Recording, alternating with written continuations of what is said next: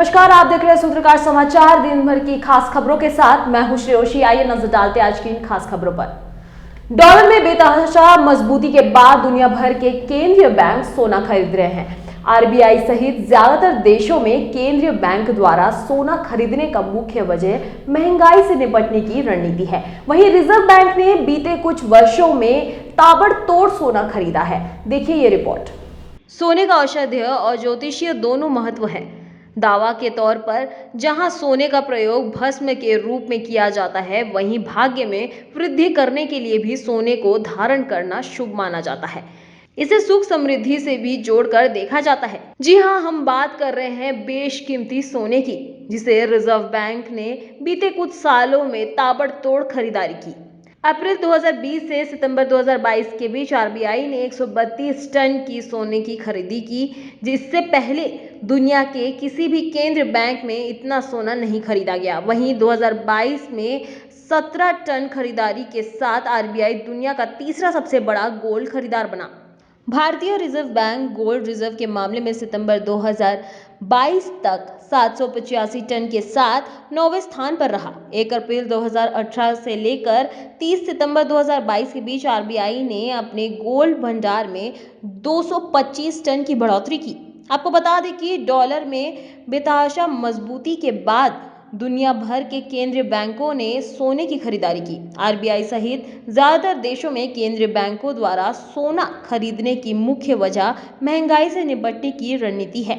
महंगाई बढ़ने पर करेंसी की वैल्यू घटती है, जबकि सोने की बढ़ती है।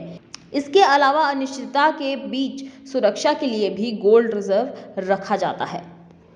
बरहेट विधायक प्रतिनिधि पंकज मिश्रा को लेकर साहेबगंज में पदस्थापित थानेदार का सनसनीखेज खुलासा।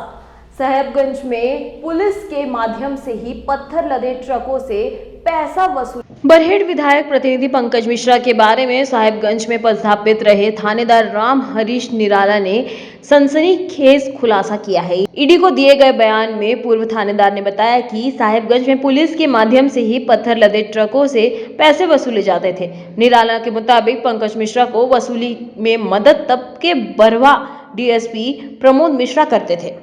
ईडी ने राम हरीश निराला के बयान का जिक्र हाईकोर्ट में दायर अपने हल्फनामा में किया है। ईडी को दिए गए बयान में राम हरीश निराला ने बताया कि 10 जनवरी 2021 को उन्हें कोटाली पोखरा थाना क्षेत्र से लाइन हाजिर कर दिया गया था। इससे पहले जब उनकी तैनाती थाने में थी, तब पंकज मिश्रा ने ऋण के तौर पर 5 लाख रुपए लिए थे। थाने से लाइन हाजिर होने के बाद जब पंकज मिश्रा ने वह 2 बार पैसे मांगने पंकज मिश्रा के घर गए थे, तब भी उन्होंने पोस्टिंग की बात कही थी, लेकिन रिटायरमेंट नजदीक होने के कारण पोस्टिंग की इच्छा नहीं दिखाई। बाद में फरवरी 2022 में निराला रिटायर हो गए। वहीं जेएमएम के पूर्व कोषाध्यक्ष रवि केजरीवाल ने ईडी के समक्ष सनसनीखेज खुलासा किया है। ईडी को दिए गए बयान में रवि ने बताया कि जेएमएम में बतौर कोषाध्यक्ष वह सिर्फ फंड को मैनेज करते थे। फंड लाने में अमित अग्रवाल की भूमिका होती थी। ज्यादातर फंड लाने का काम कोलकाता से मैनेज होता था। ईडी ने झारखंड हाईकोर्ट को हल्फनामे में इसकी जानकारी दी है। केजरीवाल ने राम हरीश निराला ने ईडी को बताया कि कोटाली पोखरा में दाधापाड़ा में इकबाल शेख नामक शख्स अवैध पत्थर खनन करता था। बार बार विधि व्यवस्था में खलल पड़ने पर बतौर थानेदार उन्होंने एसडीओ को कार्रवाई के लिए लिखा था, जिस पर पंकज मिश्रा नाराज हो गया था और उन्हें लाइन हाजिर कर दिया गया। साथ ही मनी लॉन्ड्रिंग के आरोप में जेल में बंद निलंबित आईएएस पूजा सिंगर और उनके पति अभिषेक झा के सीए सुमन कुमार के खिलाफ आरोप गठन के बिंदु पर सुनवाई अब 4 जनवरी को होगी। ईडी कोर्ट में शुक्रवार को आरोप गठन के बिंदु पर सुनवाई के लिए तारीख निर्धारित थे, लेकिन कोर्ट के नहीं बैठने से सुनवाई टल गई। मामले में उक्त दिनों आरोपियों के साथ जेल में बंद बर्खास्त कन्या अभियंता राम विनोद प्रसाद सिन्हा की न्यायिक हिरासत अवधि 12 दिनों तक बढ़ा दी गई है। अगली पेशी की तारीख 4 जनवरी निर्धारित की गई है। वहीं 1000 करोड़ रुपए के मनी लॉन्ड्रिंग मामले के आरोपी पंकज मिश्रा समेत 3 आरोपियों के आरोप गठन के बिंदु पर सुनवाई अब 5 जनवरी को होगी।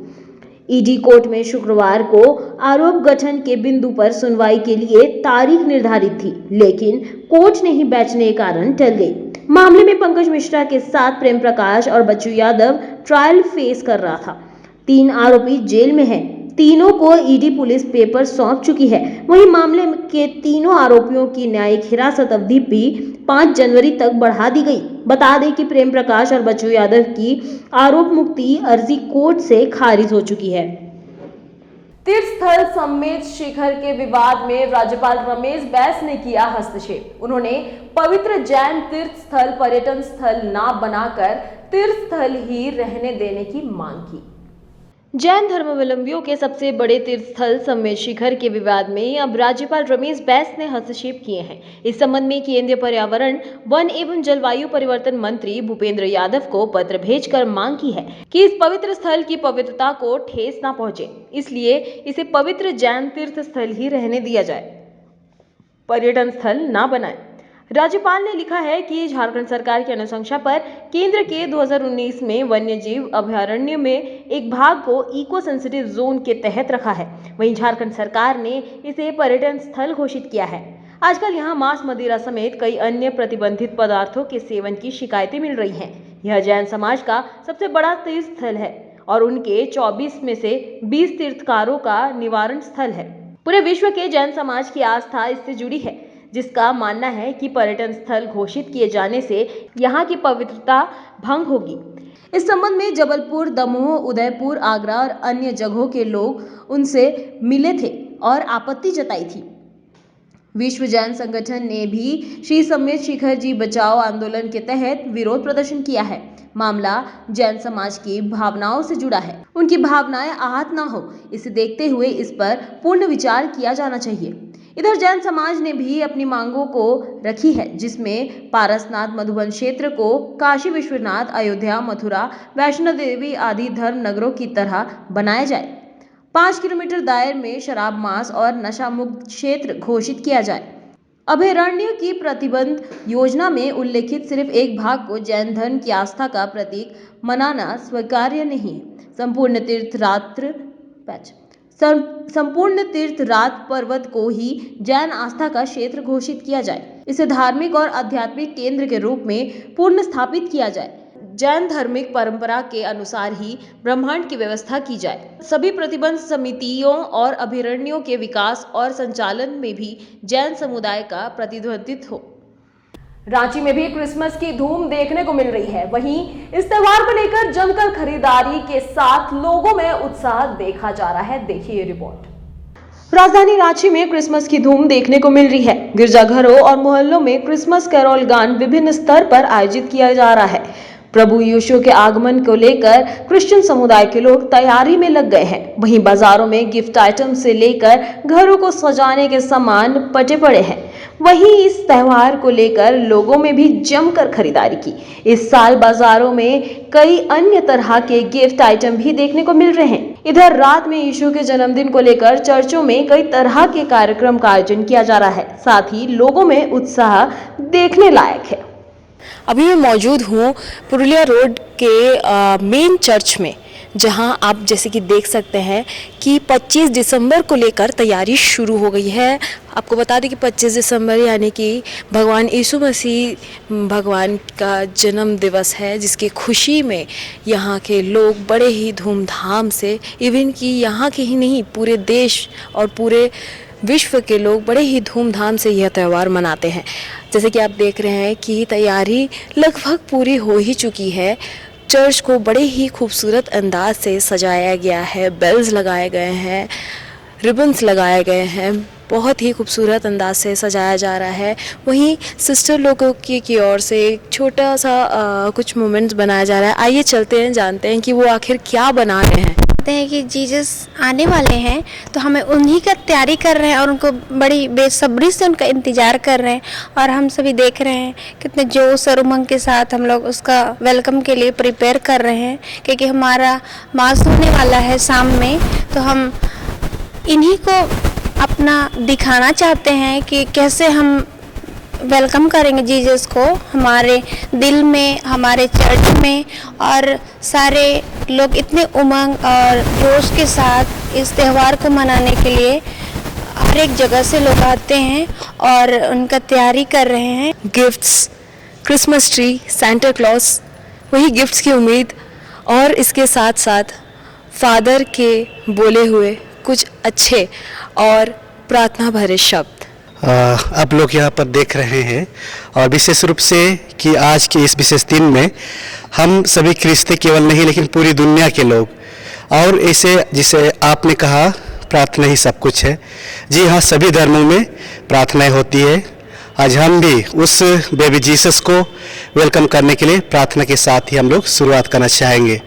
प्रेम, एकता और शांति का संदेश, ये बहुत ही बड़ी बात है। और ऐसे ही लोगों का घुलना मिलना, जॉयफुलनेस और कहीं ना कहीं प्रसन्नता के साथ इस त्यौहार को बड़े ही धूमधाम से मनाने की तैयारी शुरू हो गई है। अब कुछ ही घंटों में, कुछ ही पलों में जैसे ही 12 बजेगा, भगवान जीसस क्राइस्ट का जन्म होगा, उसके साथ कैरोल्स के साथ और प्रार्थनाओं के साथ उनका आगमन किया जाएगा। तो जैसे कि आपने देखा कि किस तरह चर्चों में, बाज़ारों में धूमधाम से सब तैयारी शुरू हो गई है। लोगों में वही जोश नज़र आ रहा है। लोगों में जोश के साथ साथ भगवान जीसस की आगमन को लेकर वो खुशी भी देखने को मिल रही है। आप भी क्रिसमस को बड़े ही धूमधाम से मनाएं और देखते रहिए सूत्रकार समाचार। नमस्कार। इस बुलेटिन में इतना ही। आगे के और ऐसे ताज़ा तरीन खबरों के लिए जुड़े रहिए सूत्रकार समाचार के साथ। नमस्कार।